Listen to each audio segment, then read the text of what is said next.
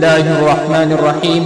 اس زمین سے حضرت آدم علیہ السلام کی تقریباً 1000 سال بعد اللہ نے عراق کی زمین رافتین کا انتخاب کیا اور وہاں اپنے بندے یشکر بن لامن کو نبی بنا کے بھیجا، جن کو مختلف القاب سے آج بھی زمانہ یاد کرتا ہے۔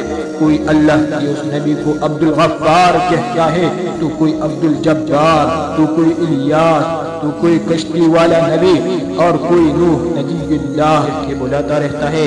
حضرت نوح علیہ السلام حضرت ادریس علیہ السلام کے فرق ہوتے ہیں اور حضرت آدم علیہ السلام کی 10ویں پشت میں سے ہے۔ وہ قوم اس وقت دنیا کی بدترین قوم تھی۔ وہاا ظلم کرنا، نفسانی خواہشات پر فخر کرنا، شیطان اور بتوں کی پوجا کرنا عام تھا۔ اللہ کے نبی حضرت نوح علیہ السلام بچپن سے ہی ان کو بار بار سمجھاتے رہتے تھے کہ اس کائنات کا مالک ایک اللہ ہے جس نے ہر ایک چیز کو پیدا کیا۔ نوح علیہ السلام جب اللہ کے دین کی تبلیغ کرتے تھے تو ان کی قوم ان کو اتنی پتھر مارتی تھی کہ وہ پتھروں میں ڈگ جاتے تھے۔ تاریخ میں لکھا تقریباً 950 سال تک آپ تبلیغ کرتے رہے، بار بار پتھر کھاتے رہے، لیکن افسوس سے وہ چند غریب اور مسکین کی کوئی بھی آپ پر ایمان نہ لایا۔ آپ اپنی امت کے لیے اتنا روئے، اتنا گریہ کیا کہ آپ کا نام ہی نوح پڑ گیا۔ بس اتنے میں اللہ اپنے نبی پر وحی کرتا ہے کہ اے نوح، ابھی تیری قوم ہدایت نہیں پائے گی۔ نوح علیہ السلام رو کے اللہ کے دربار میں فریاد کرتے ہیں کہ اے اللہ، یہ انسان ظلم کرنے کو مذاق سمجھتے ہیں، ایک دوسرے کے حیال کرنے کو، مدد کرنے کو بزدلی سمجھتے ہیں، تیری عبادت سے منہ موڑتے ہیں۔ اے اللہ، اس میری قوم کو نیست و نابود فرما۔ جیسے ہی نوح علیہ السلام نے بددعا کی تو اللہ نے پیغام بھجوایا، اے نوح، ایک کشتی تیار کر، ان قریب تیری ظالم قوم نیست و نابود ہو جائے گی۔ بس اللہ وحی کے ذریعے اپنے نبی کو بتاتے گئے اور اللہ کے نبی نوح علیہ السلام کو کشتی بتاتے گئے۔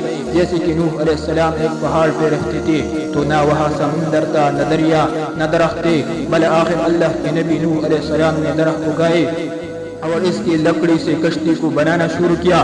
تاریخ میں لکھا تقریباً 100 سال تک آپ وہ کشتی بناتے رہے اور آپ کی قوم روز آپ کے پاس آتے اور آپ کی توہین کرتے، آپ کو پاگل کہتی کہ نہ تو یہاں دریا ہے نہ سمندر، پھر بھی یہ پاگل کشتی بنا رہا ہے۔ اللہ کے نبی نوح علیہ السلام آسمان کو دیکھتے، صبر کرتے اور اللہ کے حکم کو تسلیم کرتے۔ ایک روایت کے مطابق اس کشتی کا طول 1 کلومیٹر سے زیادہ تھا۔ یہ کشتی عام کشتیوں کی طرح نہیں، بلکہ جس طرح سے اس کشتی کو نیچے سے بند کیا گیا تھا ویسے ہی اوپر سے بھی بند کیا گیا تھا تاکہ بارش کا پانی بھی کشتی میں داخل نہ ہو سکے۔ اس کشتی میں 3 الگ الگ درجے بنائے گئے تھے۔ نچلا درجہ جانور کے لیے تھا، بیچ والا طبقہ انسان کے لیے اور اوپر والا درجہ پرندوں کے لیے۔ ہر درجے میں ایک دروازہ تھا۔ جب کشتی تیار ہو گئی تو اللہ نے فرمایا، اے نوح، اس زمین پہ مختلف جانور اور پرندوں کی جوڑوں کو اس کشتی میں سوار کرو تاکہ ان مخلوقات کی نسل باقی رہ سکی۔ حضرت نوح علیہ السلام نے مختلف پرندوں، جانوروں و ہر وہ چیز جس میں زندگی کے آثار ہو کشتی میں سوار کرنا شروع کر دیا۔ پھر آپ انسانوں کو حجت تمام کرنے کے لیے کہنے لگے، آؤ، یہ کشتی نجات کی کشتی ہے، جو بھی اس کشتی میں آئے گا وہ اللہ کی امان میں ہوگا۔ وہ پوری قوم ہنستی رہی۔ تاریخ میں لکھا آپ کے ساتھ تھوڑے سے ہی لوگ تھے جن کی تعداد بعض کتابوں میں 80 بتائی گئی ہے، جن میں آپ کی 3 فرزند حام، سام، یا اور ان کی بیویاں بھی موجود تھے۔ اللہ نے اپنے نبی نوح سے کہا کہ ان قریب تندور سے پانی ابلے گا اور پوری قوم کو ڈبا دے گا۔ اس بات کو سن کے قوم نوح ہنس ہی رہی تھی کہ اتنی دیر میں تندور سے پانی ابلنے لگا۔ لوگ اس پانی کو دیکھنے کے لیے دور دور سے آتے، لیکن کچھ ہی دیر میں ان کی ہنسی خاموش ہونے لگی کیونکہ وہ پانی اتنا بڑھتا گیا کہ ان کی تمام گھر ڈوب گئے اور اوپر سے بارش بھی برس رہی تھی۔ وہ کافر یہ سمجھ رہے تھے کہ یہ طوفان کچھ دیر کا ہے۔ وہ اونچی اونچی پہاڑ کی طرف جانے لگی۔ ان کافروں میں اللہ کے نبی نوح علیہ السلام کے بیٹے کنان بھی شامل تھے۔ جیسے ہی نوح علیہ السلام نے اپنے بیٹے کو دیکھا کہ وہ کافروں کے ساتھ پہاڑ پہ چڑھ رہے ہیں، آپ نے دور سے آواز دی، اے کنان، اس نجات کی کشتی میں آ جا۔ تو کنان اور اس کی ماں بولی، ہم تھوڑی ہی دیر میں پہاڑ کی چوٹی پہ پہنچ جائیں گے، پانی وہاں تک تو نہیں آئے گا۔ بس وہ پانی اتنا بڑھتا گیا کہ کہیں بھی نہ کوئی پہاڑ نظر آ رہا تھا، نہ کوئی درخت نظر آ رہا تھا، بس وہی بچے جو اللہ کے نبی نوح علیہ السلام کی کشتی میں سوار تھے۔ اس وقت پانی زمین سے 10,000 گز بلند تھا۔ مسلسل پانی بڑھتا رہا، چڑھتا رہا۔ 40 دن بعد پانی کا بڑھنا ختم ہو گیا، بارش بھی رک گئی، لیکن چاروں طرف صرف پانی ہی پانی تھا۔ تقریباً 5 ماہ تک کشتی پانی میں ہی طواف کرتی رہی، کسی جگہ پہ نہ ٹھہری۔ بالآخر دریائے دجلہ کی مشرق سمت میں ایک پہاڑی جس کو کوہ حرارات کہتے ہیں، اس کی چوٹی کا نام جوتی ہے۔ اس چوٹی کی اونچائی تقریباً 13,000 فیٹ ساحل سمندر ہے۔ کشتی نوح اس چوٹی کو لگ کے ٹھہر گئی۔ یہ تاریخ 10 محرم اور جمعہ کا دن تھا۔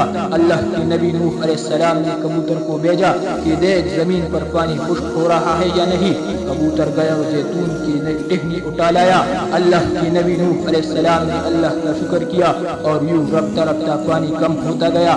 آپ اور آپ کی جماعت 5 ماہ تک جوتی پہاڑ میں ٹھہری، اپنے تمام پرندوں اور جانوروں کو آزاد کیا۔ اس پہاڑی پر اللہ کا شکر ادا کرتے رہے، ذکر کرتے رہے، دنیا کو پھر سے آباد کرنے کی سوچ میں مگن رہے۔ تاریخ میں لکھا آپ کے ایک بیٹے سام جس سے عربی نسل چلی، دوسرے بیٹے ہام جس سے سوڈانی نسل چلی، اور یاب جن سے ترکی نسل چلی، اور یوں آپ اور آپ کی اولاد نے دنیا کو پھر سے آباد کرنے کا فیصلہ کر لیا۔